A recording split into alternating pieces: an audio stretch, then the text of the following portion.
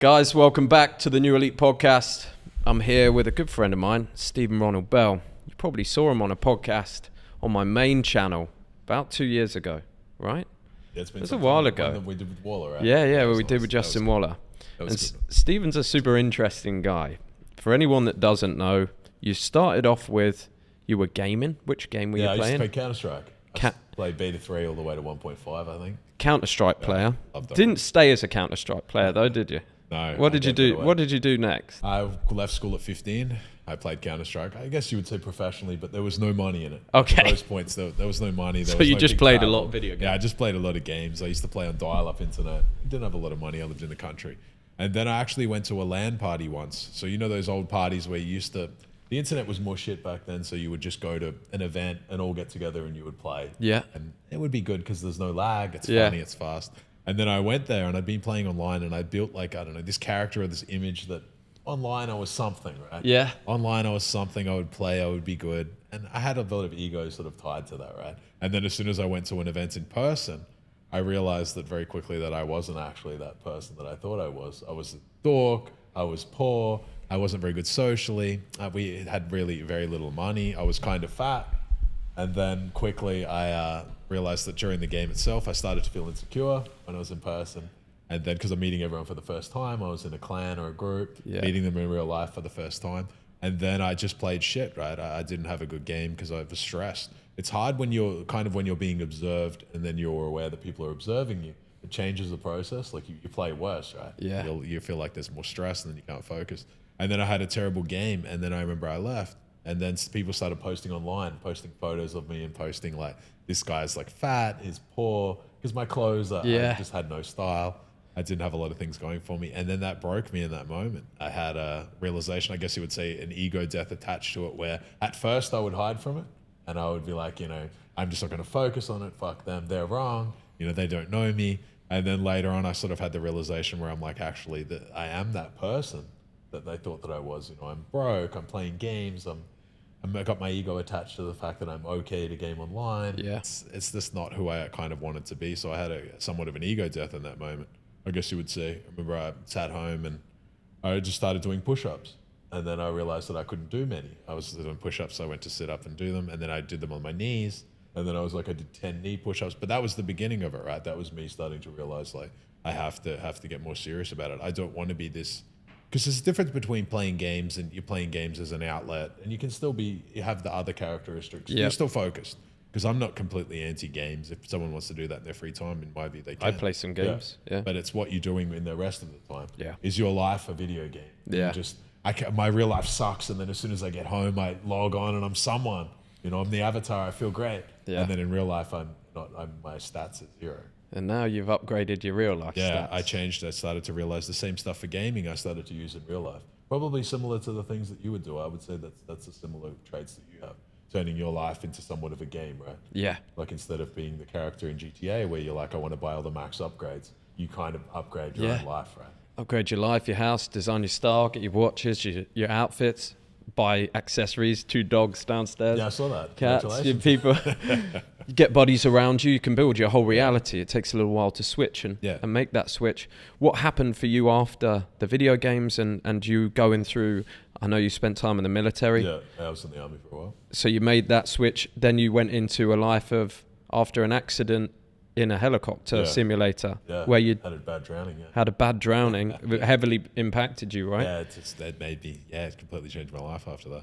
But I had an ego death moment in that moment, and then it was attached to another time. So everything I've found in my life has happened in stages. Yeah. You've had your first life, then your second, then your third, and it's often a catastrophe or a very dramatic event that kind of ends it. Yeah. And then it's almost like you step in past who you were, and then you can actually move into who you were, who you to become. And I've actually gone through another one recently. But the one that happened then, it was compounded. So I was studying in school. I was at school at 15. I went to 8 schools because my dad was sick. So he had a heart problem and we had to travel he had to travel for hospitals. He had to travel for work. He couldn't work normal jobs and things like that. So I had a moment where, I was in school. And then I remember that I had this idea that I would have this party. I didn't have any friends. Yeah. I was 15. I had an idea that I'll have this big party at my house, at my parents' house. I cleaned up the garage. cleaned up all of the stuff, got these party invites, burnt a CD. That I'm like, I had all of these music things. Yeah. So this happened all around the same time. How old were you this I was time? only 15 Yeah. at that time. And then I remember that, so the event was to happen. I had no one to invite. I don't know what had happened that I thought that I would invite people. And then I remember so it was nighttime now, it's very cold. And I was sitting upstairs in the garage and the lights were off. And then I had like a couch in front of me, kind of like this. And there was blankets on top of it. And then I remember I was just sitting there. So I was sitting there looking opposite it. And the blanket itself morphed into like a figure, like a person. And it sat opposite me. And then it just started giving me all of this information. And I believed that that was the first time that I'd met my shadow, like my shadow self. I'd met it and it manifested it. And it started telling me like, you know that they're right, that you're a loser, like you are, and it's okay. You won't always be. But, you know, if you stick down this path, you have to move, you have to get away, you have to, you know, take back your focus. And then it showed me that you'll do many things. It said that you'll travel the world, you know, and I was in Trogan South. So it was this town of 200 people. It's like you travel the world, you will be rich, you'll have a lot of obstacles, you'll have a lot of challenges. And then it said something similar like, you know, God tests the strongest soldiers. Yeah. It's a true thing. I didn't believe it at first. I was like, I don't believe any of that shit's true. But it gave me a community, like talk to me as though, I mean, something like no one had talked to me because I didn't have anyone to talk to. My dad was sick. Yeah. My mum's mum, she doesn't really know what life is like as a guy. Yeah. My dad's sick. He can't really give me very, very good advice. But that advice that I'd gotten then was ultra powerful, and it's something that I implemented, right? Told me you need to refocus, you're fat. Showed me all of these visions of people that are laughing at you, teasing you at school, that they're right. You know, like you're fat, you're a mess. You have to take control of yourself. That sounds like a hallucinogenic experience. It was like that. Were you on drugs at that time? No, I'd never taken anything. Nothing. You were just 15 years old. Yeah, 15, never taken anything. And you had the experience of your shadow self. Yeah, I believe that it had confronted me in that moment. It's confronted me a few times since then.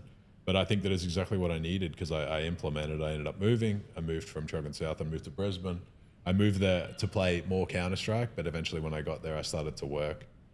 For a friend of mine that I'd had, he worked at the docks. His dad worked at the docks. Yeah. And we just unload shipping containers. That's all we would do all day. But it made me into more of a man, right? Because I remember I picked shit up and I'm like, wow, this is heavy. But then you're around men. Like you start to grow some muscle. Yeah, you work at the docks, you're around more men, right? You know, you realize that physicality is important. And then I started to lean into that as well. This episode is sponsored by the New Elite, the #1 network for entrepreneurs around the world. If you want to connect with friends for life who push you to do better, make more money, and get in better shape, then you're missing out.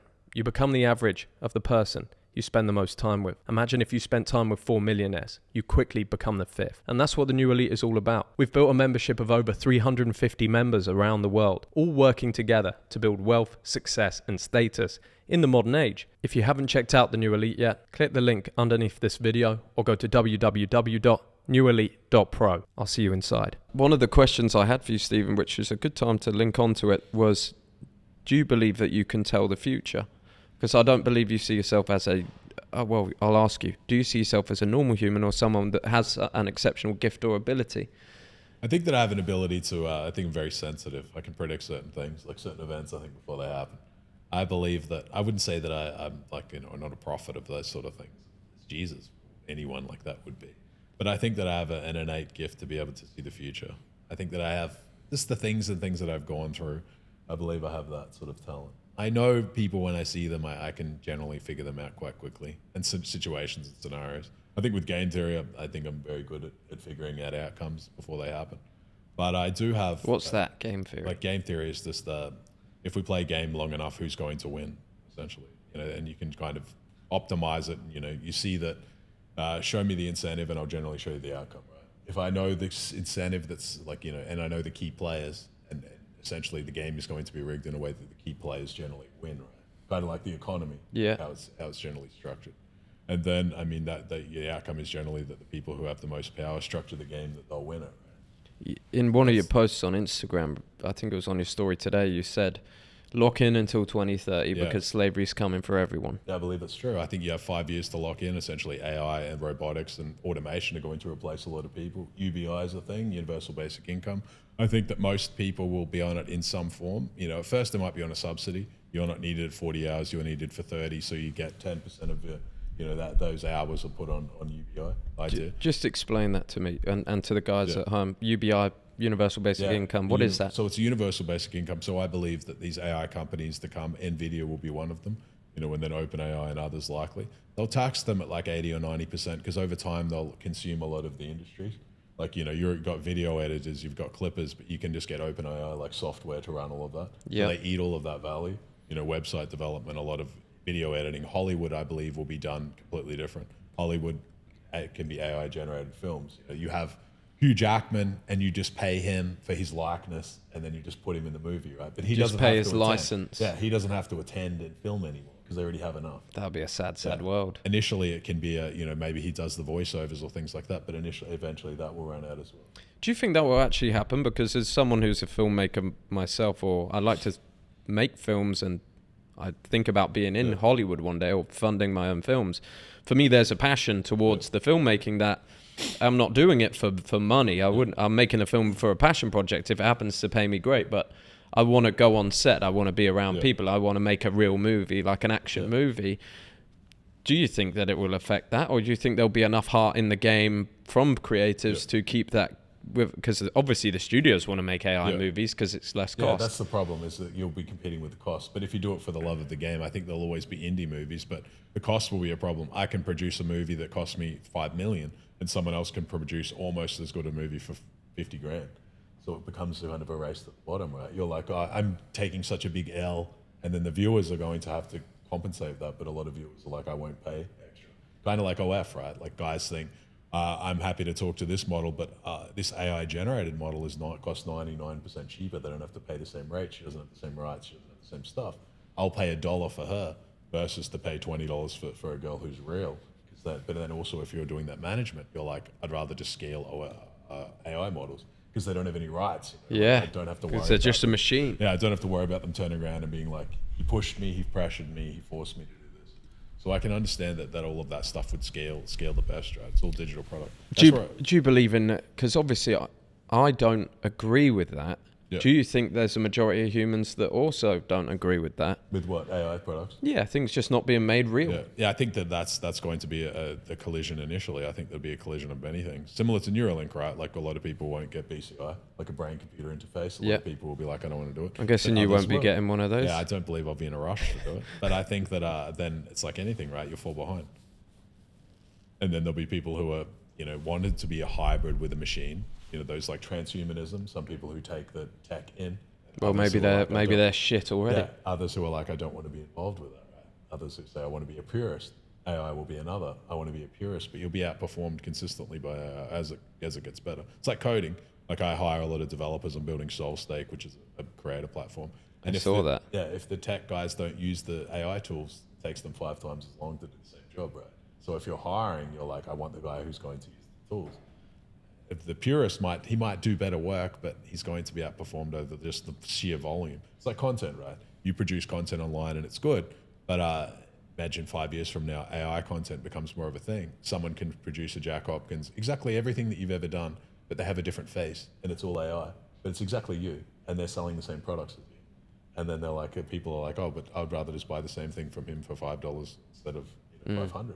And then they can produce 100 of those. In my head, I think when people don't pay, they don't pay attention. Yeah. So the high price point, I think, is part of the value. Your best value will be that you're a real person and that they can interact with you in real life. That's the only edge any of us will have.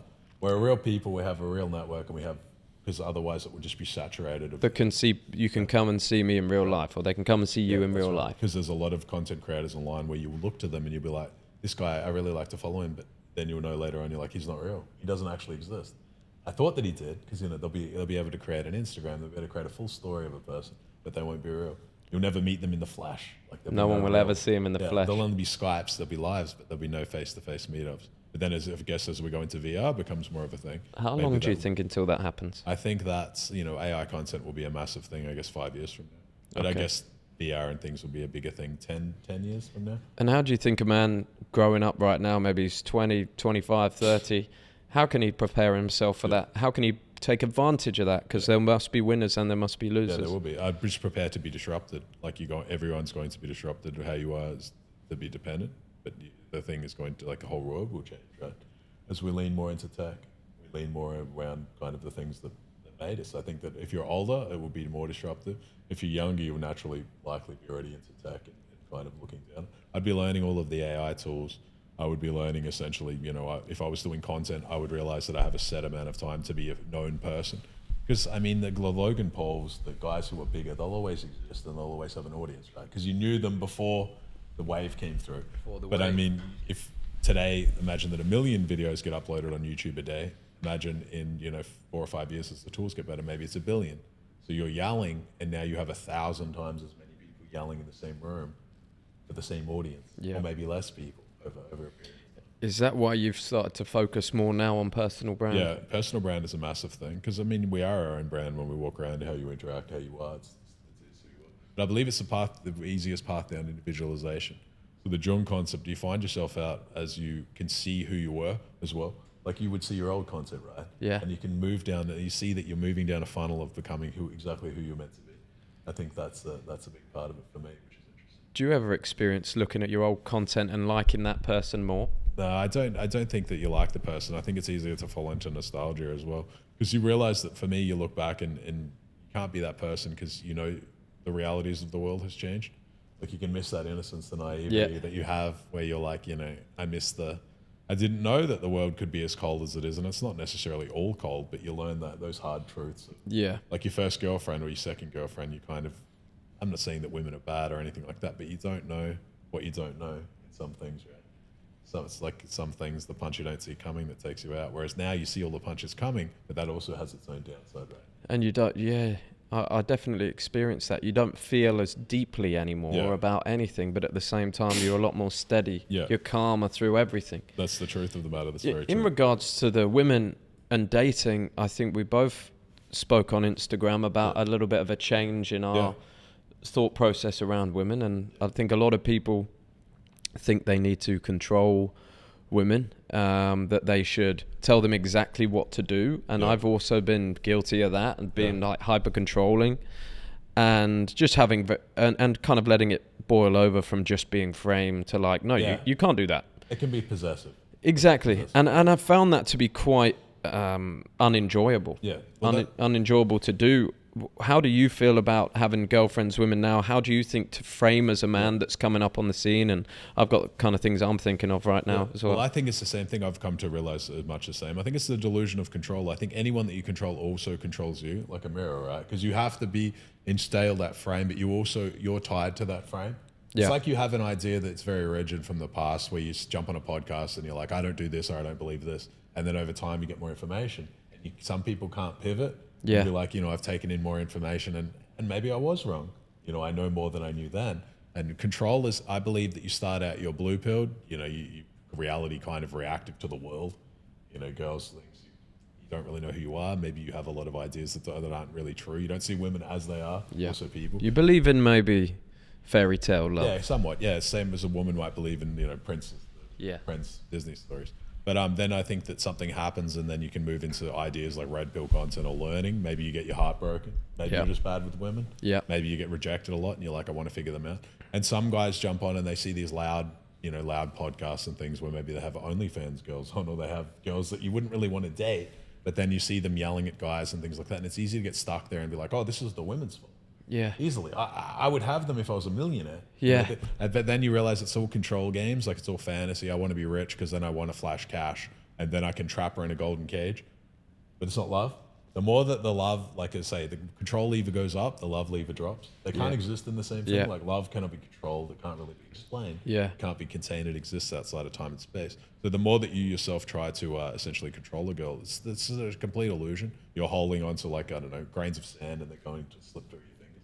And then the element is, I needed to control her Instagram and then she wouldn't have talked to guys. I just needed more control. If I should have controlled that she can't go outside. I could have controlled that she can't, have a phone. I should have controlled what she wears. The outcome is always, I needed more control. But it doesn't help because the infidelity or the issue is not in the moment of when it's done, it's in the mind. That's right. And you can never get inside and control the mind. No. So you have to let it run free and be there by choice and be so strong in your own frame, be so strong in your own life that people can come and go. They can freely come and go. And if one is really good for you, she might stick around. Yeah, that's the truth of the matter. And again, essentially what we're trying to control ends up controlling us. And it's insecurity based. Like I'll be frank with me, even in the past, it was an insecurity based thing. I'd had my own experiences that I'd had with women, some of them, and I just would think about this fantasy of control, you know, that you're like a, I don't know, even in the bedroom, dominant guy, you're doing this, you're doing whatever it is that you want and having fun. Of course, it's all consensual, but it's all, they're just power games. Like they're essentially just games. Yeah. You know, you're not thinking of the person's no longer a person that has their own goals and visions and dreams, and but you're thinking, how do you contain it more? Yeah. Containment, I believe, like a relationship is the frame is you're a glass, so you're a glass. The woman is the liquid, goes in the glass, but she can leave at any time, right? But your frame is the glass, right? Like you've set a foundation, like a pen that she exists in, and that's a relationship. But the door is always open, so she can turn around and be like, Stephen, I'm not having fun anymore. I'm happy. I want to leave. And you're like, okay, you can go. And that to me is the one that works the best versus trying to trap a girl with money. But often we see women as, we don't realize that they're their own person. We see how we wish that they were. You know, we have a girl, but we think, I want to change her into something. I want to meet this girl and I want to turn her into something. And it's easy for guys too to like fetish size women. Like it becomes a fetish, right? I want the girl with the perfect tits. I want the girl with this ass. I want the girl. But you're not seeing a person anymore. They're not just a physical being, they're much more. Otherwise, you're just going to have a shallow interaction. And you're going to not experience that part of their world. No. Or ever truly understand them. Yeah. But at the same time, this is to be not confused with letting somebody then control you or walk all over you. That's where the main issue is with the blue pill, is that guys have not learned any framing, and they learned to be too docile and not stick up for themselves. Yeah. That's still very important. Yeah. But in the whole, I had a guy ask me in one of our communities, Icon Blueprint, he said to me, Jack, I'm having a lot of trouble. I'm seeing a lot of information online saying I should never let my girl go out to have any alcohol ever or drink ever with her friends. Now, what do you think I should actually do? Because she's a nice girl. I love her a lot. She's very sensible. She's only going to have a couple of drinks with her friends. Do I tell her that it's a complete ban on alcohol and she can't go out? And I said to him, look, if she's a good girl and you trust her, let her go and have some drinks with her friends. Don't try and control her in that way. I tried to do that as well. Let them go and do what they're going to do. Obviously, that wasn't a club or going out to the club every night. I would just say to her, if you want to do that, you can do that and have another man as your boyfriend. That's no problem. But having a few drinks with the friends, I've been strict like that before. I don't think it's a problem. And you just keep an eye on it. And if she does get shit-faced or she does go crazy and goes out, then you just have to be strong enough and have enough going on in your life to be able to walk away or pull back. Yeah, I think it's true. You have to give people a certain amount of rope to hang themselves as well. I mean, if that's the only thing that, your only way of keeping a girl is to control her and tell her what she can and can't do. As soon as you're away, I have to go away for business for a week. I have to do this for a week. Women just get very good at lying. I'm not saying all women, but that's kind of a thing. Like they're the liquid. The liquid moves in the path, like it's rolling down the river. It moves in the path of least resistance. If the path of least resistance is to just be like, sure, I'll do everything that you want. You're the man. You're the big dog. That you're seeing a mask. You're dealing with a mask. She's not happy. It's not love in she's not happy in that moment. She goes to her friends and says, "Oh, I'm not allowed to go out." It's not great. That's not what you want. It's just it's what's in the attention of the heart, right? Like it's, if you have to go through your girl's phone, relationship's already in jeopardy. Like it's already a problem. And if your only way that she's to not cheat on you is you're essentially trying to restrict her, eventually it's going to happen anyway. Like it's going to. And you'll find out if she does, if you can sense it, and then it's just your responsibility to leave. And I feel like being unbothered by pretty much anything makes you addictive, makes you so addictive as a man they can't think about anything else. That your biggest superpower is not really caring at all about what they do, because then they find you they find you such a rock. They find you so masculine because like, I'm going to go out and drink, and you're like, all right, no problem, see ya. Yeah, and also we tell them how to hurt us, right? Like whatever you tell a girl, if you're like, delete this guy, don't do this, don't do that. As soon as you argue, as soon as there's any sort of issue, or as soon as there's a point where you break up, it's the first thing that she's likely to do.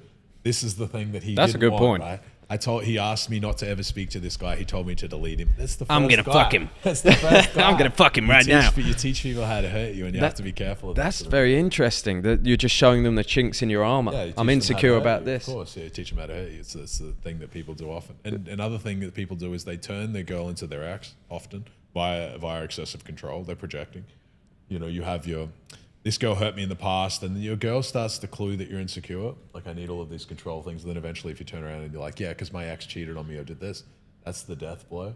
Like that, no girl wants to be with a guy if he's running around saying that he got cheated on in the past. Because you obviously haven't dealt with it. If your next thing is to control. Yeah. So again, like the abundance and things is kind of the highest frequency in my view, is that she's going to do what it is that she would do. You create a life and a fence and a pen, but it's up to her if she wants to exist in it. She can leave at any time. And I find that, like you say, it's harder to replace, but it's more genuine, like it's more authentic. But you realize that most relationships will end. Like, if guys jump in and they're like, they've never even had a relationship that's lasted more than 6 months. They're like, I'm choosing as though this is going to be 30 for the years, rest of my life. But you've never even had a relationship beyond 3 months or 6 months. I've never felt like that. Have you? I've never felt that this is going to last forever. Because I know that that's not. The same as me. And we're not meant to have a person forever either. Like, world is moving too quickly. Some will find it and some can have it. But the people need to understand that's a lot of work. Like having a person for a period of time, you're both changing all the time. Like you're not the same Jack as you were years ago, and she's not going to be the same girl that she was years ago. All that's going to happen is you don't know her. Like a lot of guys don't communicate with their chicks. They don't know her. They see exactly what they like projected an image out. They're trying to change her all the time. And it doesn't work, right? Like you're with a girl and they can be great actresses and wear good masks, but you don't know her. Like a lot of guys can't sit down and talk to their woman. Even their woman. They don't realize how unhappy their girl is, like deep down. She doesn't have anyone to talk to. Specifically, if you're running a bunch of control games, she has to have someone to talk to in that sort of regard. And I realize that with men, mostly now, a lot of guys online with red pill content or watching things, they leaned in their masculine too much. And it's an overcompensation thing. The concept of man has both masculine and feminine scares them. Like, I have my creative side, I have my outlet, I have my art. I want to, be able to express myself as important instead of I just stack a bunch of strength on top of it. And then the answer is always more strength. I need more control. I need more physicality. But the stronger I am, the less I feel. But feeling is important. If you're dealing with women, that's what gets them wet. Emotion. To truly ascend to sort of king status, you have to have that emotion. Yeah, you see the best kings, right? The best art. Well, a lot of them have an art side, like generals as well. Like that's the thing of being able to. You have the left and right side of the brain, and they incorporate both. It's light and dark, yin and yang. Yeah, they need both because otherwise the other side festers, right? It becomes a shadow qualities. Like control is just another showing of it. What side of you is that? It's the feminine side. What things do you like? Art content online. I like to be able to have deep connections with people, but I do my artistic content online. It's very free spoken. There's no scripts. I just like to be able to speak. I like to be able to, but I'm still learning that stuff myself. Sometimes I like to paint or write poetry sometimes. I think that it's very important because there's always a part of you that's stuck in there that sometimes can't get out. And it's not like, I know a lot of guys, if they think of the idea of, to connect with a girl and be like, not because guys are so extreme, like it's either I'm crying with my girl or I'm a stoic Terminator. There's nothing in the middle. Like, if I express myself with my chick, what, you're going to cry on her shoulder? There's a big gap in the middle. Like, this like rock who nothing can ever phase versus crying. Like there's something in the middle. Your girl can sometimes see like, parts of you that are real. Do you think it's okay to show a woman struggle or weakness? I think that it's okay to show your woman that essentially you're overcoming struggles, yes. Yeah. I think the versus the opposite. Men have to produce like, you're in a problem, but you have to fix it. Versus I'm in a problem and I'm just like wading in the problem. Like I'm on my back drowning, help me. Versus you can't show that. My own shit. Well, you shouldn't do that anyway because it doesn't help. Yeah, you're moving through your own issues. I think that's a part of it. Like with some guys, it's like the saying in 48 Laws of Power: never appear too perfect. That's a big flaw that guys do with women. They make it seem like they're just like Teflon. Teflon, nothing sticks to. Like nothing sticks to it. You need roughness. You need grit. You need like struggle. Like the people that you're gonna have the best connection with is because you're acting like some people are. I'm reacting to the person and showing them what it is that I think that they want versus I am this person, and they're either going to like me or not. Yeah. But it's real. Like you're dealing with a real person. Because if you're reacting to the audience or you're like, it's like you producing content. If you're like, I only produce content based on what it is that I think people want, it's not going to be a real thing. No. And then it doesn't work. Yeah, it's going to be like everything. People are attracted to the enigma, the person that does not care what happens in the world. And once you find that, and I feel I've been lucky to kind of find that, don't care too much about the opinions of others. You are very peaceful in your life. Yeah. I have no need to impress. No need to try and be friends with someone who doesn't want to be friends with me. No need to try and find a girl that doesn't want to be with me. You let all of that go. You become peaceful with yourself. For me, the biggest way to find that has been through physical physical mastery, like something like boxing, at the same time working very hard on videos and business. I need something to grow. I need to grow something. Otherwise, I feel like I do need those things. Yeah, it's a balance, right? Like the scales on one side of physicality and the scale, because creation is the highest frequency. Like nothing else exists if you're not creating. You have the physicality, and this content or this didn't exist until I created it. It's still creation. Others can get value from that. Yeah, it's a big part of it. Versus consuming, most people are only told essentially to consume. Being reactive to the world versus essentially realizing the universe reacts to you. It's true. Like I know a lot of people probably don't believe it, but most people conditioned to be reactive by the content they watch. They're made to be angry. You get angry, I rage bait you, and then you give me that energy, right? Versus I'm in control of where my energy goes. Like I don't watch content that makes me angry. And if it does, I'm aware of what I'm doing. I say I think to the guys, I'm like, go through your contact list and delete half the people. Anyone that you don't speak to anymore, just remove them. Because imagine that reality itself is an algorithm. You watch YouTube, you watch Instagram, it's learning you. You watch your explore page, it's showing you kind of who you are. Yeah. You learn who you are from your explore page. You tell me you're focused on money, but you get nothing but asses on it. Yeah. You're watching girls doing squats and shit. You're focused on stuff that isn't what you say you are. You learn a lot from yourself on your explore page, but essentially your algorithm learns you and it produces content, gives you an image of what it is that you want. Because it's learning you all the time. It wants to keep you on the app. But reality itself, where your attention goes, it gives you more of that. Like your reality, essentially, it's the same concept. Like it's the same, whatever that you focus on expands and multiplies. Quantum entanglement is real in that you entangle people into your reality based on where your concentration goes. It's true.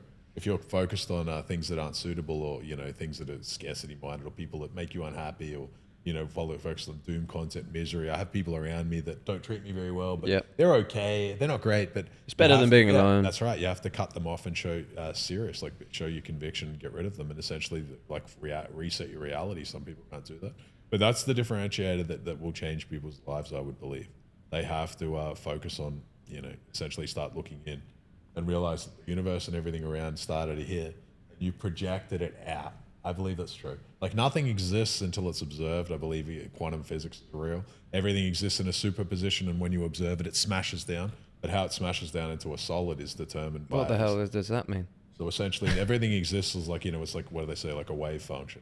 So it doesn't exist until you observe it or think about it. So nothing exists. So nothing out there exists until you think about it or you observe it. Then it smashes into a physical form. I believe it's true. Like so, if that is true, what do you make of this world and why we're here?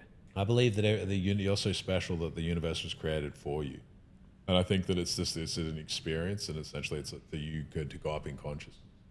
That's why you don't get bothered in other people's stories or other people's parts. There's people being bombed in Gaza, and yes, it's sad, and I wish that I could change it, but I can't. It's their thing. You know what I mean? Like it's their thing. It's just you to stay on your path and path down individualization. It's freeing to think that. I think that when you die, everything ends with you. I had that on a boga. I saw that essentially there's black hole waiting for all of us, and when you die, the world here as it stands ends. You cannot die until you're meant to. Quantum immortality is real. If you die or have an ego death, you will jump to another timeline where you still exist. I believe that's true. So if I walk outside and a hammer falls and it lands next to me, there was a reality where it landed on me, but I jumped because my mission here is not complete. Versus suicide is different. Suicide changes the process. Do you mind cats? Yeah, it's beautiful. Okay. Can't play God. Suicide does change the process, but I believe that stuff is genuinely real. I think all of that stuff. But you attract, again, like based on your energy, you attract things to you that's quantum entanglement is real. Energy is real, vibration is real. So depending on your frequency, it's the same thing. You walk into a room, you don't know anyone there, but the same people find each other. How do the same people find each other? You know what I mean? You walk in a room, no one knows each other, but you find people at the same level. Like a man will find his own level in life, it's true. This episode is sponsored by the New Elite, the #1 network for entrepreneurs around the world. If you want to connect with friends for life who push you to do better, make more money, and get in better shape, then you're missing out. You become the average of the person you spend the most time with. Imagine if you spent time with 4 millionaires, you quickly become the 5th. And that's what the New Elite is all about. We've built a membership of over 350 members around the world, all working together to build wealth, success, and status in the modern age. If you haven't checked out the New Elite yet, click the link underneath this video or go to www.newelite.pro. I'll see you inside. Because I know myself, if I'm doing things like, I don't know, I'm drinking, partying, taking drugs, obviously not here, but in other places, sometimes I fall down into those things and I don't feel good about myself, and the outcomes reflect it. You kind of are the company you keep, and Why do you think? Because you've been one of the greatest partiers probably of all time. Maybe not seen by everyone, but Stephen's quite possibly one of the wildest partiers of all time, I would say. Yeah. Quite possibly a rock star. Why do you think you're so drawn to that? I'm drawn to it because I think it's the shadow self. It's drawn to chaos. I like the idea of, I like to be in a circus. I realize that I like to create a circus around me because it pulls away from who you are. Like the distractions go away, like if you have, I don't know, sometimes I feel like this lattice idea, I feel like I have a connection to it, essentially the all-knowing, everything already exists now, and I can pull from it. That's how I know so much. But I feel like the connection can be overwhelming at times, and it's nice to just have static. And if I am to do certain substances or, drink or things, I get nothing but static. And then it's nice for that sometimes. Like, it's nice to have no responsibility and hide in a bottle of beer for the day. It's nice to sit there and be like, I'm wasted now. I feel like I've forgotten everything at the moment. But you can't stay there. And that's the hardest thing for me, is when the party ends, I never want it to end. I always envision, and as soon as it's 3 or 4 a.m., I get sad. I get this like heaviness. I'm not sad that, you just want your buddies to be around a bit longer and have a few more laughs. Yeah, I'm sad that it's going to end and that I have to now face myself. And I feel quite, definitely sad. And then the days after, I find myself being quite needy and quite emotional. Yeah. And I don't like that. I prefer the power of, are you sober right now? You've just been like how many weeks without drinking? Now I've had no drinking, no drugs since before my surgery. So I would say maybe 2 months. And how do you feel about that? You feel clean right now? Yeah, I feel clean. I feel good. I feel good about, I feel a lot cleaner. It's on the soul. Yeah. That's the irony, cleaner soul. Right? Yeah. I think that the more that you do spirits and the more that you do substances, the people that are around you, they attach to you. And entities, certain dark ones can attach to you. I believe it's true. Like spirits, by definition, right? Spirits is what they call alcohol. I believe that it lowers your spirit. Like you have a force field or a shield around you all of the time. Some have more, some have less. But I believe that gets diminished when you take substances, and certain things can attach to you, and you find yourself less lucky, or you find yourself like guys go to Bali or guys go to places and they can be consumed by certain entities. They leave there and they're like lust obsessed.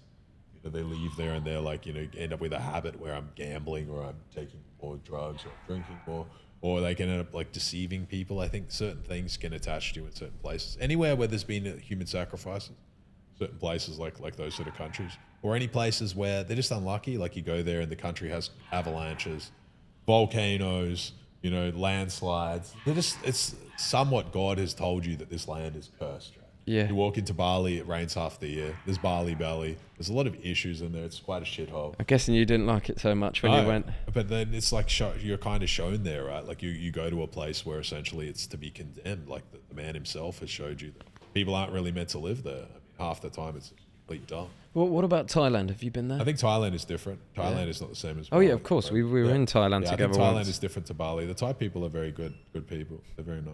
But they still have a lot of worshipping of a lot of weird shit. And I think that therefore it's problematic, those sort of ideas. Where's your favourite place to live around the world? So far. My favourite to live. I think the best one that might have everything is probably Australia before the overly governed, before COVID, and then before a bunch of changes with the laws and over policing and things like that. Australia has everything. Good people work hard. There's a lot of, it's just good banter. Every state, but good banter. Every state's different. A lot of space. Yep, lots of space. Surf. Yeah, surf. Babes. Beautiful beaches. Women are hot. I've never been. Yeah, it's a beautiful spot. And then, I think that it's just changed with the government.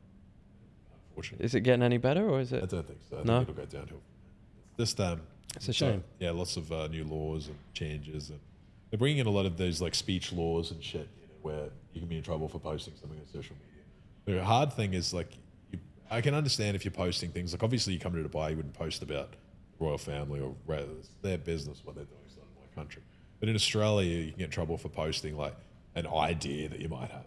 I think that there's too many immigrants here. Same in the UK. There's too many immigrants here, and they'll be like, "You're fucked." Same in the UK now. People getting arrested for that and put in prison for posting things on the internet. Or just reposting that maybe someone was attacked there. Someone was attacked by a person, and you repost it, and they're like, "No, you're inciting hatred." I have my ideas for why all of that stuff has happened. It's quite obvious what it is. It's happened. It's actually malicious. Like the government in those countries are actually sinister to the citizens. It destroys the middle class. Like you were a middle class guy, and now to be a middle class is lowers down. And why do you think this happens? Because in my mind, I think I like living in this house and I don't have all the money in the world or anything, but I've done fairly well for myself and I'm very content with my life. Of course, I want to get better, but I like driving my car. I like being in the house. I like getting a pet, hanging out with my buddies, making something. I don't understand that there's some people out there that have the time to think, oh, I want to control everyone and make everything shit. Why do you think that is happening? I have my own idea. I think that it's just we're moving down a funnel of revelations. I think the Bible itself has to play out in one lifetime. So that's my own theory. I don't know if people would what does that mean? So imagine that the Bible itself, you're born, essentially, it's also you're born with a conscience, right? Your conscience essentially that's right or wrong filter. I mean, it doesn't serve you historically. If evolution is real, why would a conscience exist? Because you wouldn't have been able to eat people if you had to, or been able to be hard in the cave. So where has the conscience come in? Essentially, I know this is right or wrong. If I'm to run downstairs and punch an old lady, I'm not going to feel very good about myself. I'm normally, but why not? Like, why does that humanity side exist? But I also believe that, so building off that, you're born with a heads-up display via a conscience. It's essentially to guide you to where it is that's your highest self. Because if you're moving like through your conscience as well, it's like a muscle that gets stronger and you drift away from it to essentially being immoral. It gets weaker. It's easier if you slide down Dante's Inferno and you're fucking 10 girls, you're doing this, you're doing that. You don't care anymore. It doesn't feel like, oh, I'm cheating on my chick and I don't care. After I've done it 10 times, I stop caring. Do it the first time or the second time, I'm like, I feel bad. This isn't where I want to be. If I'm in the kitchen at 5 a.m. doing blow and I haven't done it in a while, I feel horrible. But if I'm doing it and I'm doing it every day, I don't care. It's normalized. I've distanced myself. I've slid down the Dante's Inferno of all of the trips. I feel like that when I go sober. I've been sober nearly just over 2 months now, probably same as you. No alcohol. Yeah. And then I start thinking about what I was doing when I was drunk and partying. And I feel bad about it now. Yeah, it's crazy, and right? I'm like, what the fuck was I doing? It's like a shame element starts to attach to it, but you have to get a certain amount of distance. When you're in it, you don't get it. You don't get it. It's like hurting women is the same. I'm not saying hurting them as though you beat them up, but I'm saying that you can't see their point of view until essentially you step back and start to think and be like, I'm a believer that toxic masculinity exists. Some people don't think that. But so if any masculinity, if you use logic and physical power and allow a voice to suppress, I have a loud voice, therefore I can talk over someone else. I'm suppressing them. I'm using my physicality to suppress them. I think that's toxic masculinity versus the opposite. I have a physical power and I uplift. I create a safe glass that you can exist in. It's safe, but you can leave at any time. But I don't suppress you. I don't tell you, use my logic to say that your feelings are irrelevant. A lot of guys do that. I just want to get the answer is more logic. You don't have a point because you're emotional. Versus I get them in an emotional argument, then I kill them with logic. You're kind of not, that's not who they are. Women feel first. So you're using your essential logic and power to crush them. But also you're creating an area that it's not a fair competition, like it shouldn't be a competition. You get a girl sensitive and then, because if you get a girl who's traditional, she doesn't have a lot of experience, she's going to be sensitive, she's going to cry. You go out to the club, she's probably going to cry at home. And then versus the opposite, she's hardened because it's happened so many times. And she seems fine. She's not crying. Yeah, she's fine, she's cool. But she just, the soul's a little gone now. That's right. You've chipped away, you've taken a heart and you've pulled it away piece by piece by piece. The love is gone. That's why she doesn't care. It's a good deal. I don't mind because you got a nice shit. I have a good life, whatever. But their hearts are hard. But the love is all gone. The heart to heart is sucked away. And it's very hard to get it back. But I believe bringing it all back to the Bible, I think you've been born with a framework which is the Bible and it has to play out in one lifestyle. I think it's not something that you were born thousands of years ago. I don't believe anything is true. I believe if humans themselves, they're not Jesus Christ, but their references to the Bible are quite similar. Like you're the character that I believe, what I believe. I don't believe women are. I think men are. But you're playing the character of Jesus Christ. You're not playing him in that you're as elite as him. He's the creator. He's the ultimate. What do you believe women are doing? I believe that women are temptations to Satan. Do you believe part of that? I don't think that they're necessarily to be evil, but I think that women are the reflection of the man in their life. I don't think that they have a connection to the lattice or that they have a conscience. I think that that's related by the strongest man in their life or the one closest. Because women you can't build equity with. Like a man who does a bunch of things for you, even if you are to turn away from him, you still remember that he's done things for you. You'll still be like, I feel like an obligation, like I got to do something. But women, they can be completely on you for one day, and then something happens, and they're completely about face, and it doesn't exist anymore. Does this happen with all women? Because I think of my own mother that maybe she would be different. Yeah, I maybe a mother's different. They have an obligation to you by the maternal obligation that carried you for a considerable time.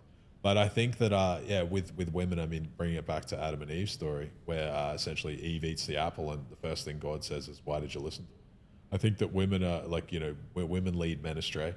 A lot of guys, if you're on any sort of mission and a woman's to give you advice on your mission, you're probably going to go off course on that mission.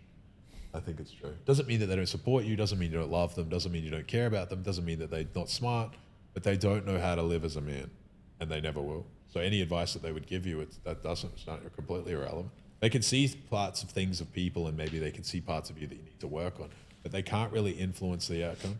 It's up to you that essentially, like, how many changes have you implemented because of a woman? Probably none. I haven't implemented one ever. I've had women tell me things I need to work on, but I don't really care. Like, I disregard what they would do. They don't have any power over me. I think that's true. Women don't really have any power over influencing the world as it is. They're kind of, again, they're just like a mirror. It's like a reflection.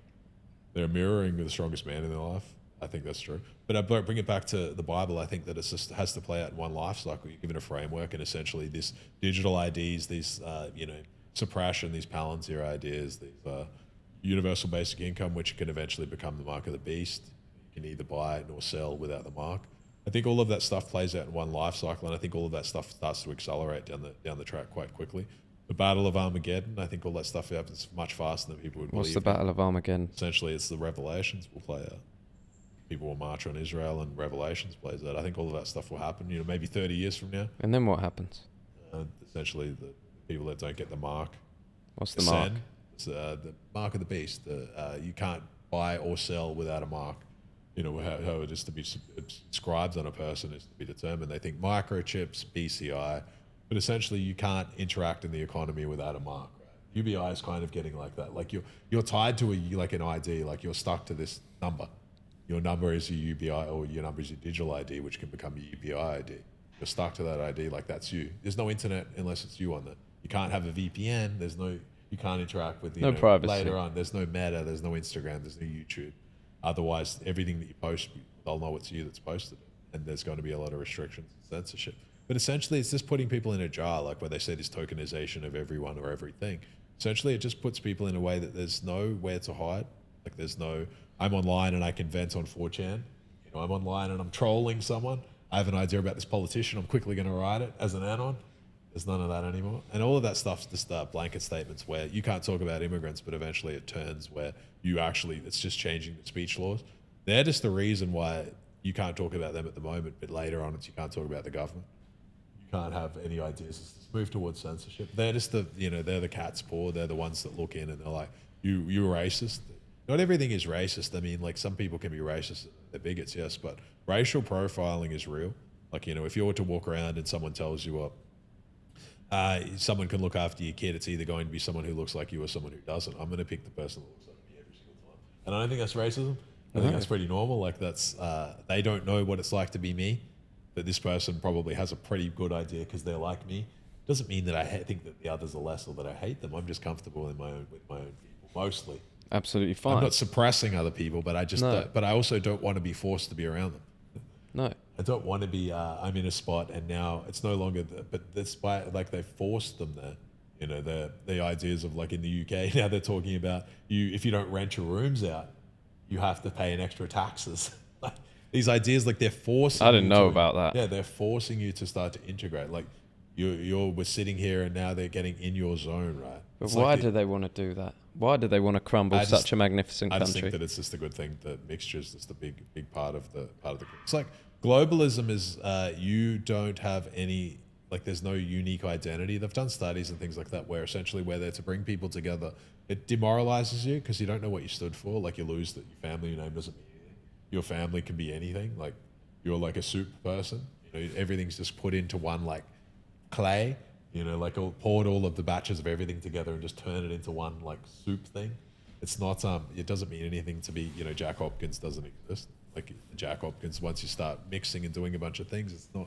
And then the irony is that the people kind of in charge, they don't do any mixing. Like they don't actually do it themselves. They're very worried about their bloodline and we want to refine this down and we have our royalty and we have this, but you should do all of this like free thinking things. You should do the opposite of what we do. And they've done a lot of studies, or there's certainly studies around where mixing can create more routes to like, problems and low IQs and lower quality behavior. I think they're creating a slave class. I think they're actively doing it. They're creating a class of people that are lower IQ and just slaves, serfs. They're like the UBI people. I think that I have an idea that immigrants are coming in, they've weaponized them, and eventually they'll be used to control people. So UBI will come, they'll have the immigrants in, and they'll have a pathway that you're not a resident here, you're an illegal, we're going to deport you unless you serve in the military. Because there's a war with Russia or there's a war with this. And people will be like, it's okay, I don't want to fight Russia, so if this guy does it, he can be a resident. Cool. And but the war will never happen, but those people will be used to control the middle class and the people locally. They'll be like a local. So we're importing a military third world military force to police the slaves of the Western world. I would believe that's true. It's not a big. Do you think that happens in the United States? I think it'll be harder because they have guns, but I would say that they have their own problems where they're going to be more difficult to contain because they have weapons, like the locals have guns. But essentially, de-arming them is very important. It will happen as soon as it. That's the next, like that will be the next big part of it. But the US itself is heading. You'd be tough to get your guns off your Americans. If not a civil war, they'll be heading for a very, very close to that. Like the government is like this Anifta, and it's all controlled by the feds. Feds are running all these groups. Like in the UK, they'll have a race war with the Muslims and the Christians. Like that will be happening in the next 5 years on the street. Because it's all by purpose. Like they have this like Tommy Robinson, and I'm not saying he's here or there, but he's running around like he's in Israel, and then he comes back and he's just there to inflame. Like they have all of these dirt on all of these people, and they're just I could put you in prison, but I let you out if you toe the line. It's the same story. All these people that essentially will lead movements that are going to cause chaos in the street. Like that's the thing.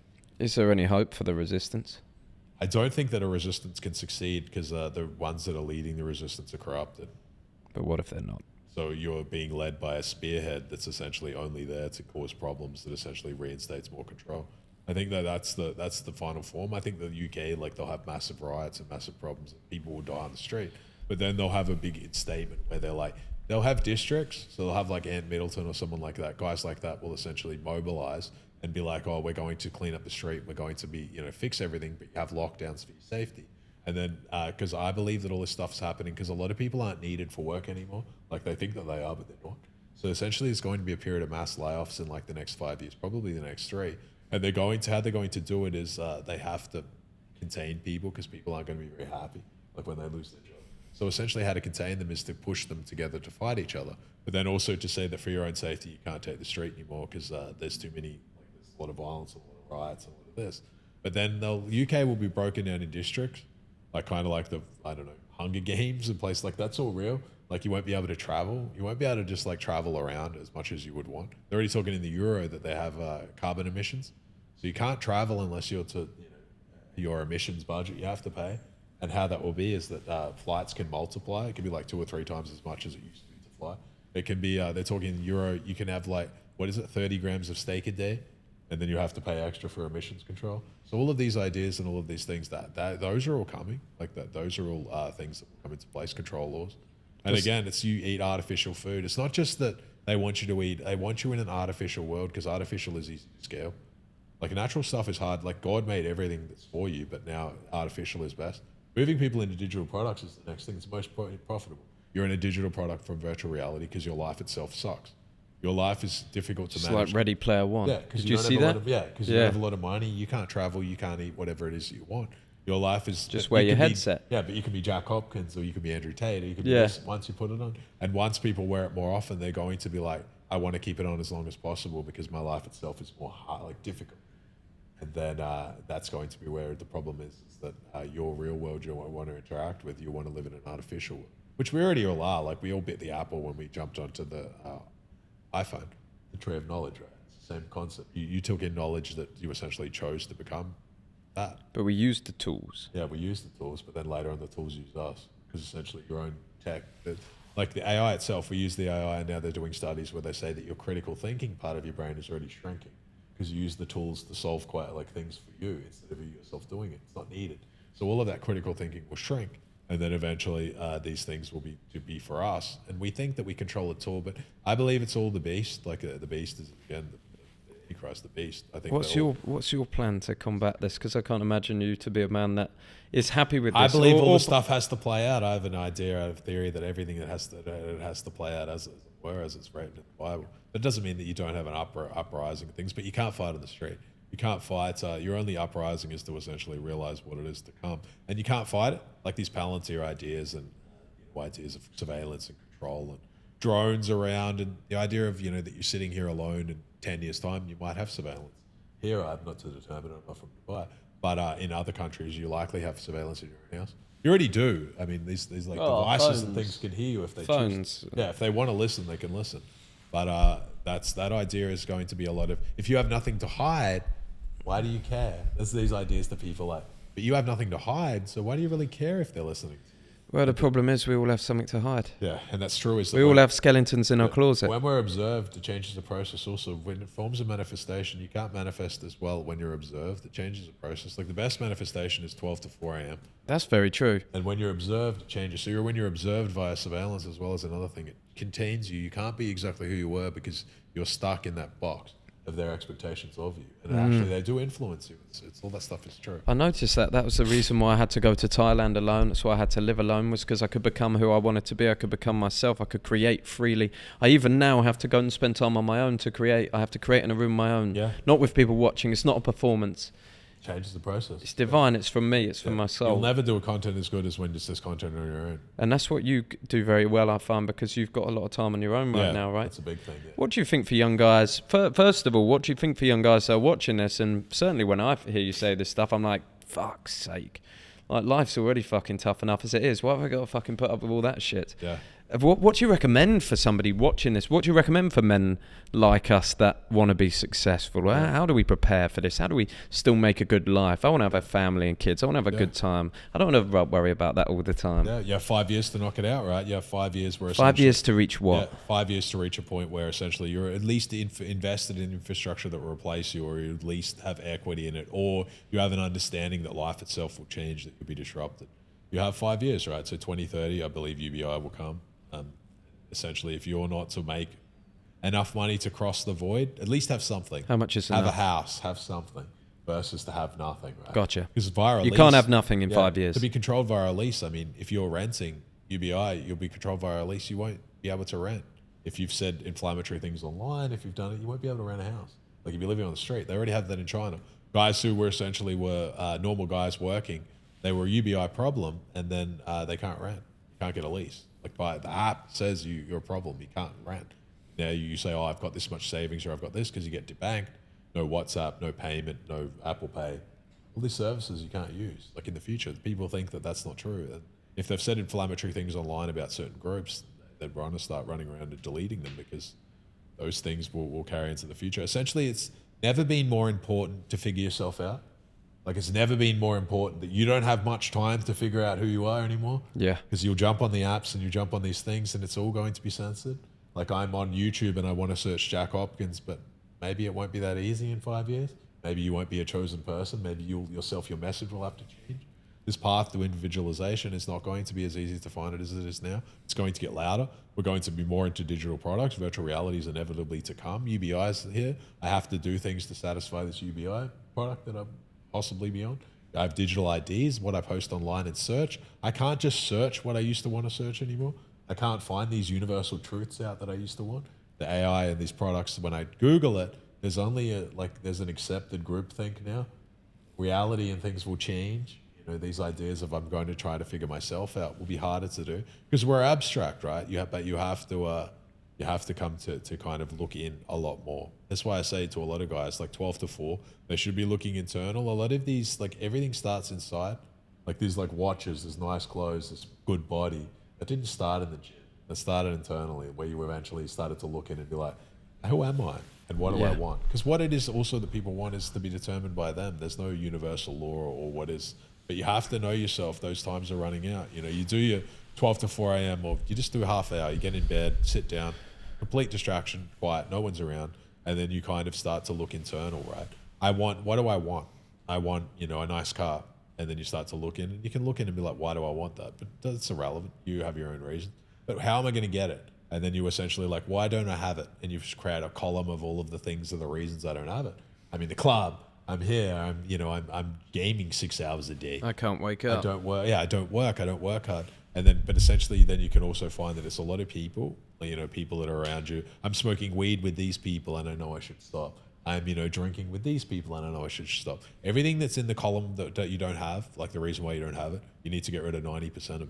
And that's not to say that it's easy, because obviously it's hard to get rid of some people and some distractions, and it's hard to become the person who deserves it. But that's the only way you're going to get it. You don't get anything that you don't deserve, and if you are to get it in a short time, it will leave you. Yeah. Like when you invest in a crypto, I make 500K, and then a year later they're like, I'm broke. It's nothing. The lottery is the same. Most lottery winners will go broke within 5 years, they say. You can win 10 million and be broke in 5 years. If you don't earn it or become the person who deserves it, you won't hold it. And that's there's no tricks. Like, everyone's waiting for the next trick or the next hack. The next hack is internal. Like, you've got to look into yourself and be like, how do I become the man that deserves a good woman? There's no games. Like, by definition, gaming is wearing a mask. I'm trying to trick the universe for some reason, but it doesn't stick. I meet a person and I change. How do I become the girl? Like, I meet a girl and she's hot, so I become a different person. That's dumb. Like, you are who you are, but you have to become the person who deserves it. Yeah. It's not to say that it depends what it is that you would want, but I wish that there were tricks, and I wish that there were obviously there's certain universal laws that if you know that you can kind of understand them faster, like Kabbalah ideas and things like that. What are they? So certain laws exist, like the universal law of balance. What you focus on expands and multiplies. Where your attention goes, essentially, imagine that you're a hose. So you walk around and you're the hose, essentially, wherever you're looking or what you're focusing on. And you want to refine that hose down, where you get the nozzle and you refine it down, versus the sprinkler. I'm focused on 100 girls versus I'm focused on 1 or 2. And now I'm refining it down to essentially I'm investing in 1 or 2 buckets. Similar thing with the bucket theory, that I have 4 buckets here. 1 is social life, family. 1 is money. 1 is fitness. 1 might be, I guess it's the offset of money, maybe investing, maybe content, maybe artistic or some sort of flair, or religion, something you want to focus on. But you want to focus on like 1 or 2 buckets with like 80%, and you'll be exceptional in those. Yeah. Versus to focus and put 25% in each.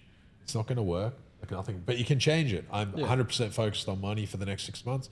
Then I'm 50% focused on, I can come out and come in my social life and dating. But you can't have everything.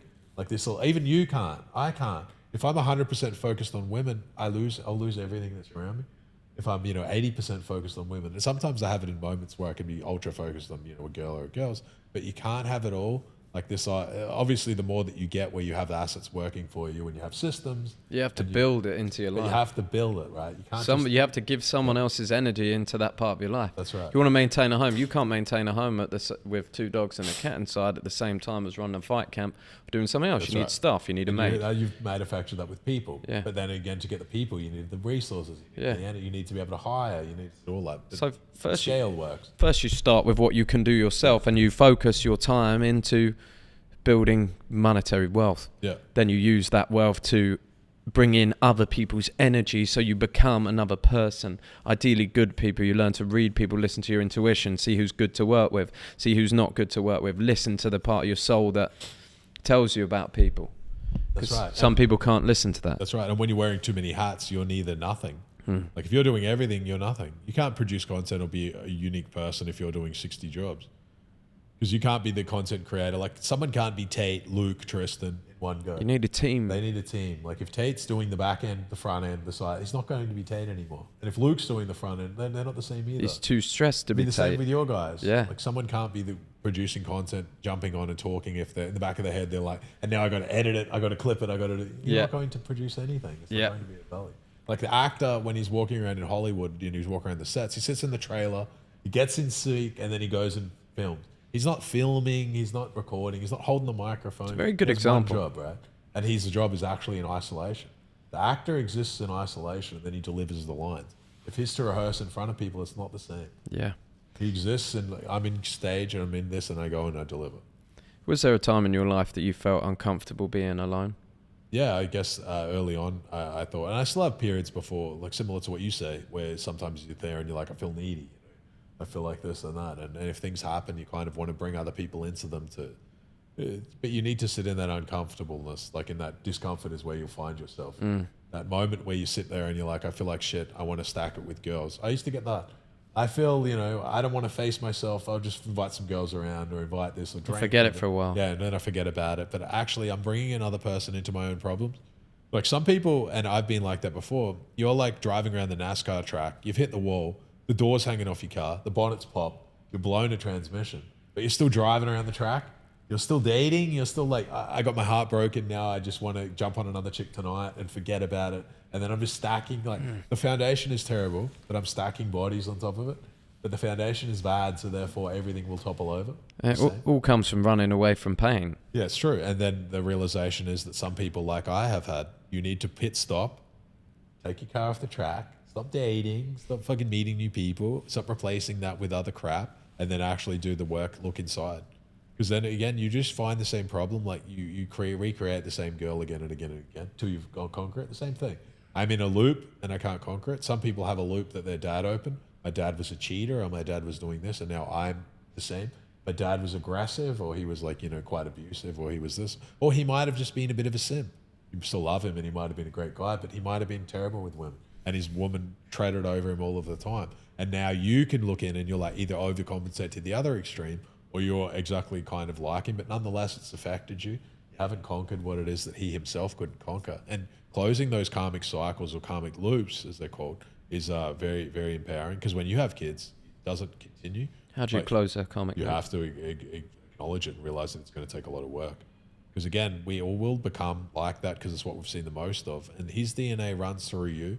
So it's not just that you're a mirror of him. The same thing, they have people like, I have a daughter, and sometimes she does the same gestures that I do, even if I haven't seen her in like 6 months. She still looks kind of like you. She does some mannerism. It transcends, like your DNA is like a written copy of kind of who you are, and it's pulled from all the time. And I believe your DNA exists and certain behaviors and things exist until they're overcome, and then you can go become a higher version of yourself. I think everything exists, the brain is the same. So your brain exists and it has certain locking mechanisms until you overcome something, and then it unlocks a new form of consciousness.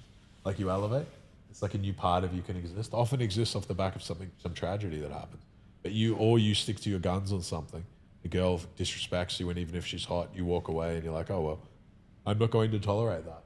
And then in the moment, you're kind of like, I could have just gone along with it and fucked her. And I wouldn't feel sad right now. And then when you get home, you're kind of like, I feel like I leveled up. There's a seed of pride. Yeah, I've leveled up in some way. There's an energy in that. Like you take fights that are hard fights when you do your boxing versus someone who could take an easy fight.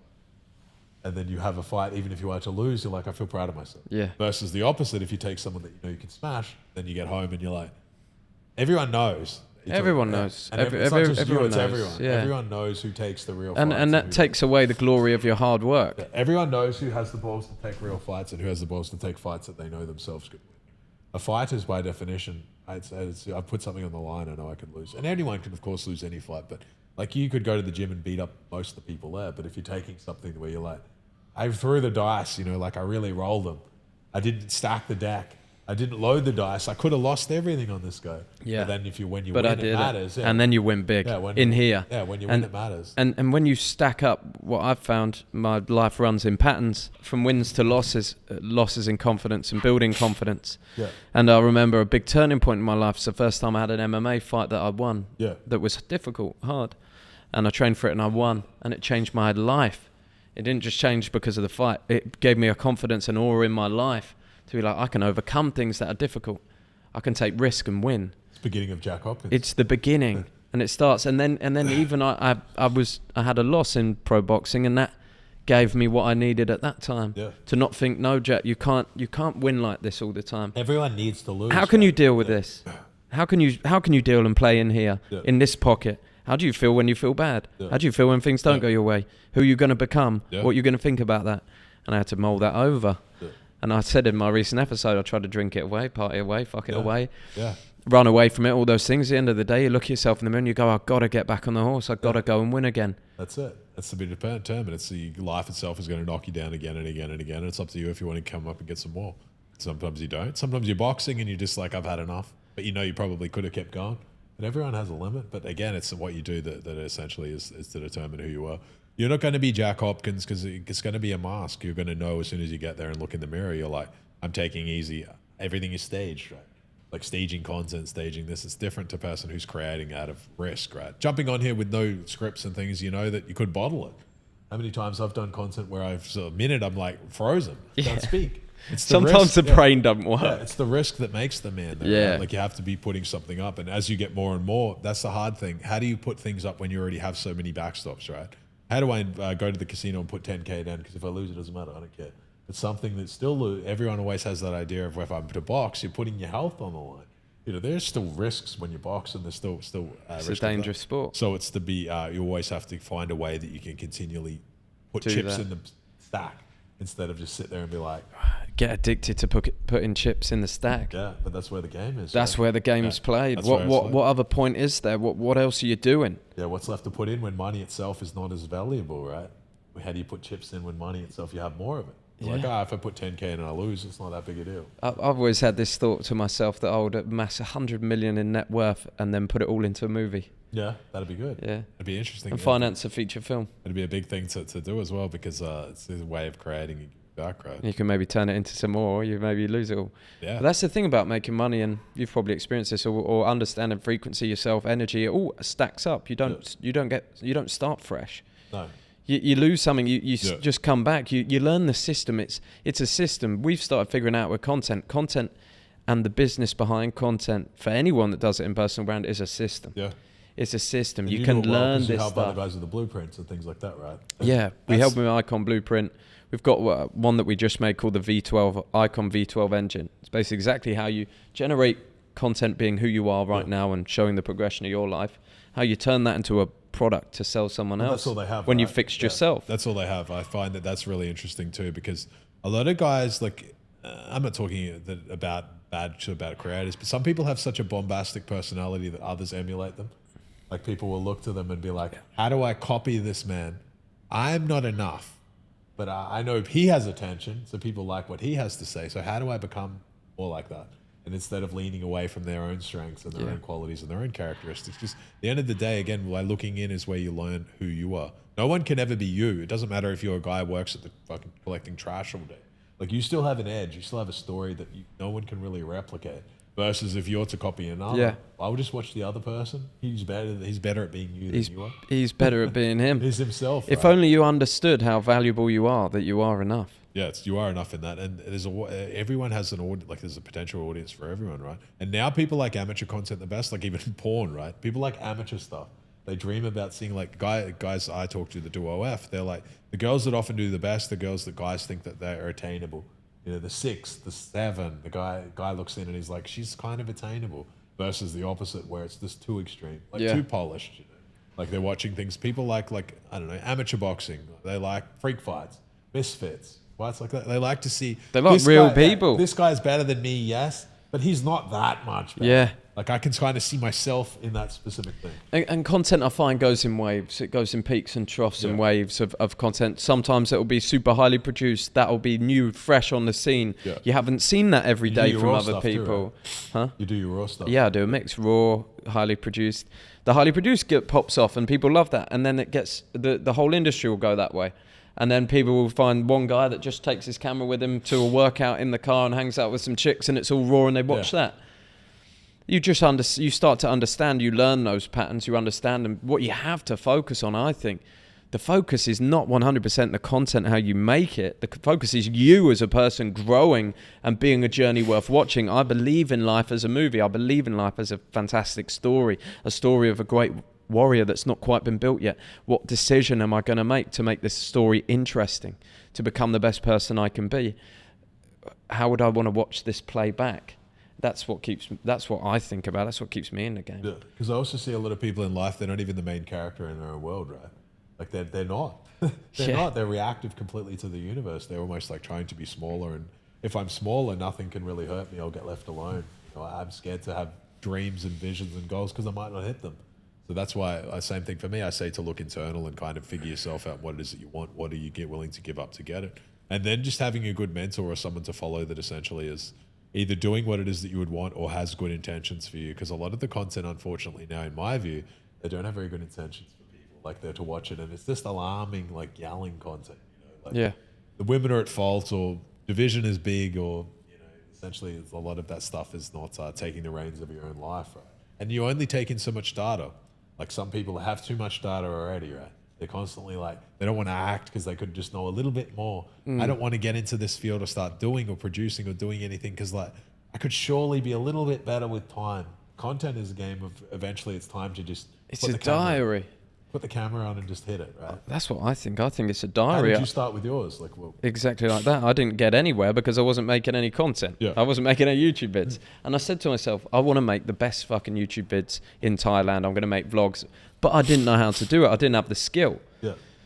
So I just, in the end, it got to a point where I just had to make You were a doing video. handheld stuff. At Just some a point too, handheld right? vid. Yeah. That's how it starts for everyone. That's how you should start. Pick up the camera today, make a handheld vid to say who you are and what you want to do with your life. Yeah, it's a big thing though, right? Then tomorrow, do the same again and tell them what you did today. Yeah. And what we're going to see, if you do that long enough, you just sit with that. In 365 days, we're going to see a different man on that screen. Yeah.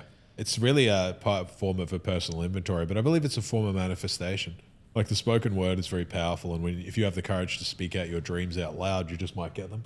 But if you don't, you're never going to get them. Like someone asks you a question and be like, Jack, do you really like, why are you doing content? Like, do you think that you could be the next Tate? And then other people are like, it really rattles them, but it's a good thing because I believe it's a conviction test. Like you produce your first content, people say you shit, and then will you keep going? Because you should be tested, right? It's like because you're going to lose all of the ones who weren't meant to do it. 100%. It's like when you go to boxing, your first sparring session, you get toweled up a bit. A lot of people will leave, and that's okay. It's not for them. But if you can't, but you will be refined down as a polished stone at the end of it after you go 50 times. That's what it's all about. You should see every challenge, every roadblock, everything you're struggling with, another man is struggling with. Yeah. Only you, if you want to reach the best, you just decide to dig deep and go through it and continue with it on that journey. How do you go with your lads? The guys, good? Yeah. Do you do a lot of live stuff, right? Like meetups? Yeah, we do. Face to face? Yeah, we do great stuff. We do in our communities in... It's just guys, right? Just guys, yeah. Though we've had some girls try and sign up recently. Really? Yeah. We might let girls into Icon Blueprint because it's more personal brand. It's not so much a brotherhood. It is New like Elite is the brotherhood and is, more thing lads they could trips. join, right? Absolutely. I'm happy to teach women Icon Blueprint and how to build a personal brand. But everyone who joins Icon gets one mastermind. So they meet me in person. Yeah, that's cool. And we do them all over the world. We did some in Marbella, we just did one in Dubai. Yeah. Where we'll come and teach the whole system on a day and answer questions. And then we do weekly live calls as well. But yeah, it's been going well. Right? A lot of the guys change, right? Under such an idea. So what I try and tell them is you have to find who you are. You have to kind of build your hero's journey and learn to document it in the right way and use this little insight to add your own uniqueness. Find your own USP. Yeah, your own flair, right? Find your flair, your USP. Look at Stephen. He's got his own USP. Yeah, you look very different to me. At the end, right? I think you go down a path and then eventually you could... It's like you can break the rules at the end if you want. Yeah. You build yourself into who you think that you are and who you want to be, but you can break your own rules at the end if you really want. I think you can even break them at the start. Yeah, if you want to wear like a crazy hat, if you want to whatever you want to wear, just do it, right? Absolutely, if you want to do it. Now, the problem is most people don't know who they your are. intention too, right? And most people have no clue who they are. Yeah. Finding that is very important. Where do you find that? You find it in pain. You find it in turmoil. You find it in challenge. That's the most important thing now. I think you have 5 years essentially to find out who you are and who you want to be and actually become it. Because after that, it's going to get louder. It's already loud now. You jump on YouTube, people are telling you got to learn sales, you got to learn marketing, you got to do this, you got to do that, or you got to be broke. It's not really true, but you need to commit to one thing. Commit to one. If you want to commit to content, commit to it. Yeah. Don't just be wishy-washy. I'm going to do content, then I'm going to do this and that. You need to be serious. Takes time, momentum in the game, but it is building digital real estate. It stays on the internet. It can come back. It can help you. It builds as a snowball over time, and it's actually not that difficult. You need 100. Good one, right? You need 100 fans. Yeah. You need one good video and 100 fans, and then you've got 100k a month, 100k a year income. Yeah. If you get 100 fans that pay you $1,000. Yeah. It's not difficult online. And you can add a lot of value to their lives, right? That's the thing with us. I find it so easy to sell what we do because I look at people and I go, you're turning up with me who's been through all of this every week and I'm speaking to you live and answering your questions. I'll change your life. I'll tell you everything that you need. If you're not where I am. Like you do the I only do in New Elite. Okay, yeah. But in Icon, I do group coaching. And I'll come and answer your questions. I'm on for 3 hours normally. Yeah. 3 hours a week. They're long, right? They're long, and I'll sit there and I'll give you my time and I'll try and help you with your life. What do they cover though? Everything or? Everything. Most of the time, most people are asking about money, personal brand, YouTube, how to run their businesses, funnels. But if someone asks me about dating women, of course, I'll answer the questions. Yeah. Personal life.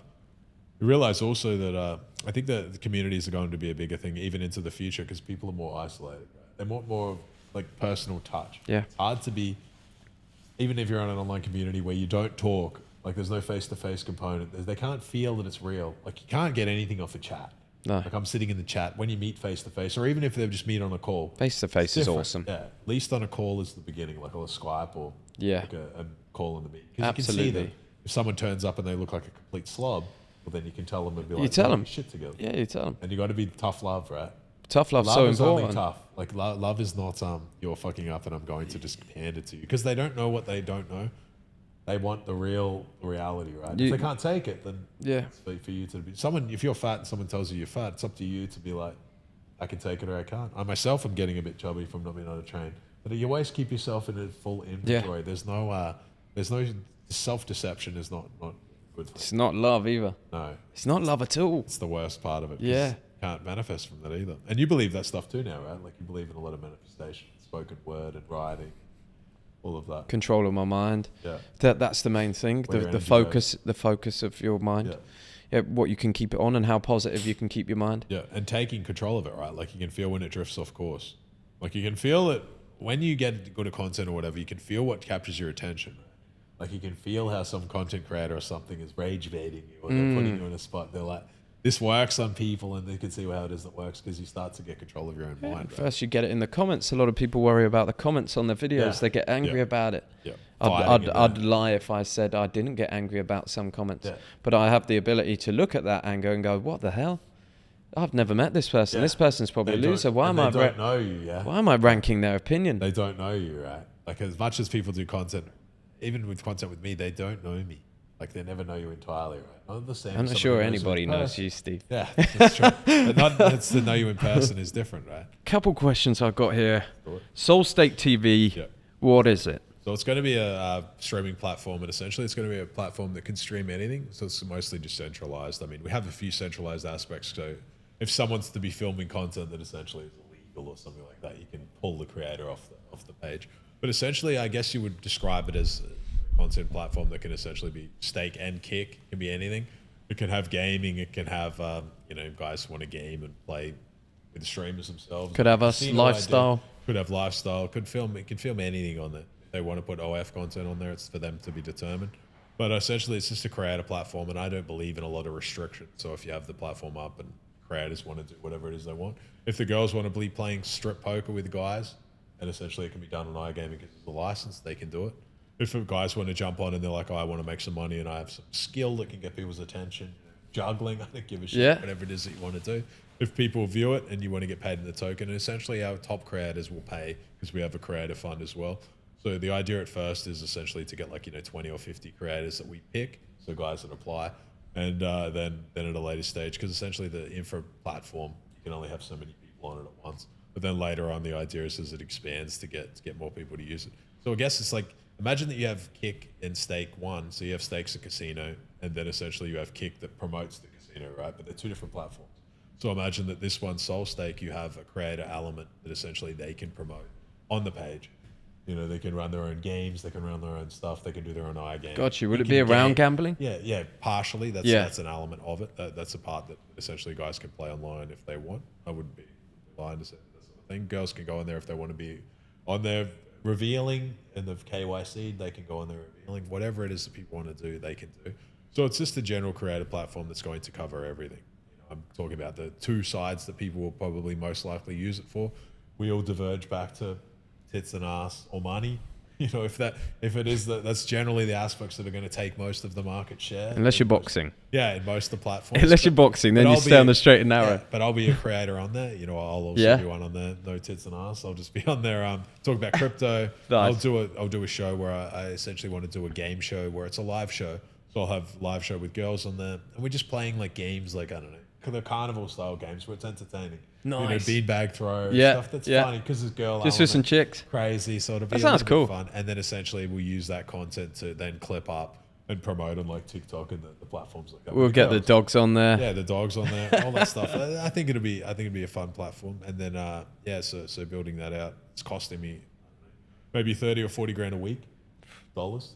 So I probably will have spent about $1 million by the time it comes out. But I believe in not to take money. If you don't believe in your own product enough to fund it, then you don't believe in it. It's like your movies, right? Like your cinema. You got to put something in the game. Yeah. Like how much are you staking? Are you really putting this up? Like you're buying all of this equipment, then you're serious, right?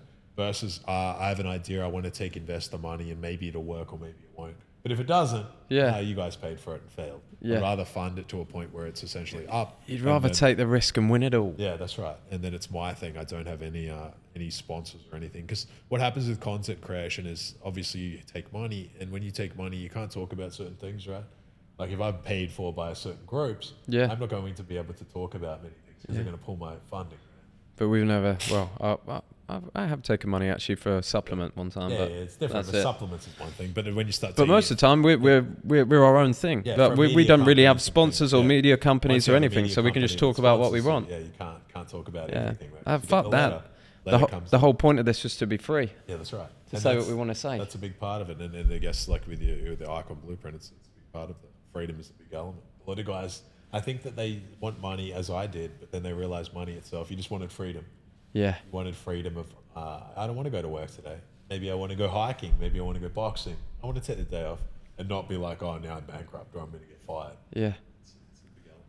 What do you teach guys in your group? Because you have a group. I teach SRB crypto and then I run TCM, but SRB crypto is probably my big focus. So I just teach guys around the macro, around investing in the crypto market. Not so more substance based, not like investing in this shit coin and then you might go broke. Or how to structure portfolios for the length of the cycle, and then I do complete man. But that's just again similar the path of individualization. Guys join and we just do much the same. But weekly calls and that sort of stuff, and hang out with them. Hang out with them. Good to see all of the guys, and there's some very good ones. It's rewarding, right? It's like it is. You be the change you wanted to see in the world. Yeah. You want to see guys that kind of know themselves and they're moving down their own funnel of life, and you create them, right? Yeah. You give them the seed to essentially discover who it is that they want. The best idea, right? Like the best, I don't know, programmers of people or the best psychologists, the best thing. You give them an idea, but they realize that like plants a small seed, and maybe they're not ready to have it grown yet. Maybe it takes like a year or 2 years or something. Yeah. But then they themselves discover it one day, and then they move down.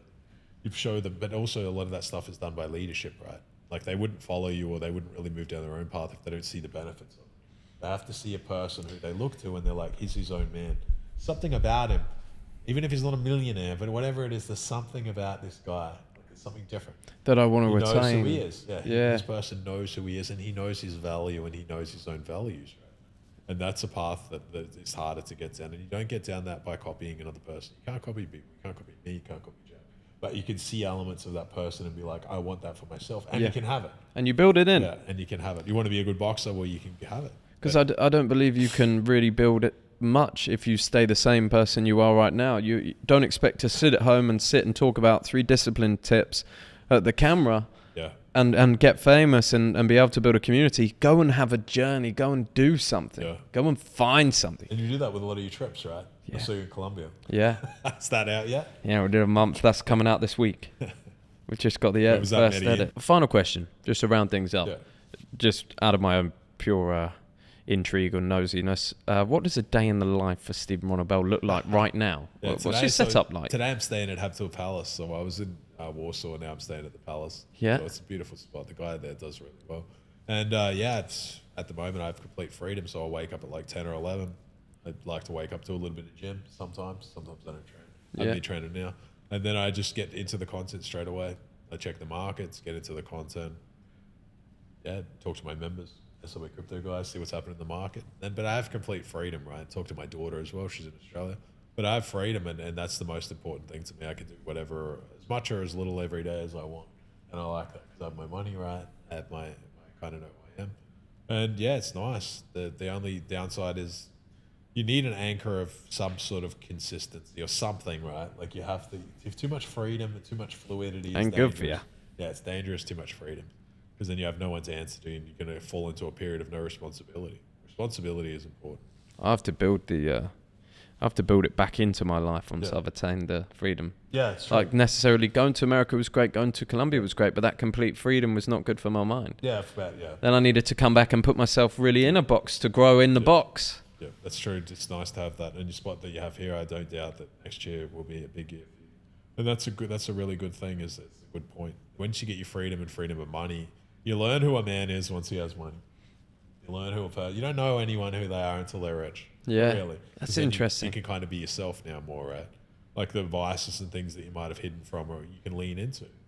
You don't have to be nice to people if you don't want to. Yeah. Because you don't have a boss, you don't have this, you don't have that. You learn kind of who it is. And Decide who you are. Yeah, that can be the thing that tempts you to kind of derail you. Like money's derailed me a bunch of times. But learning how to be and how to have money and how to deal with it, how to invest is massively important. But I guess that's a good thing for guys if they're in your group and things like that as well. You can help them dodge a lot of those pitfalls and duck a lot of the shit before it hits them, right? Yeah, you show them the landmines before they blows their leg off, right? Yeah. Because you can't reattach your leg. Some things happen. Yeah, and sometimes some people like me and maybe like you as well just have to learn the hard way. Yeah, true. Yeah, but again, it's still good to learn with support. It is. It's good. I think we all have our mentors. And if you can't afford a mentor, if you can't get in a coaching group, your first mentor is videos like this. You've essentially just sat across from us in the same room and listened to a conversation with someone who's maybe a higher level than you. Yeah. And that's how you learn. That's how I learned originally, was by reading, by gaining knowledge, watching podcasts that weren't brain rotten, listening to people that were smart and had figured something out. Yeah. They're not lucky. Not everyone's lucky. They've figured something out that you don't know. Yeah. All you need to do is simply unlock what they've figured out and do it yourself, take a lot of action. And you can get there as well. So guys, it's been an absolute pleasure. Great to have you on, Stephen. Great to have you. Thanks for coming. And good to see you again as well. Always. Guys, it's been a pleasure, and I'll see you on the next one.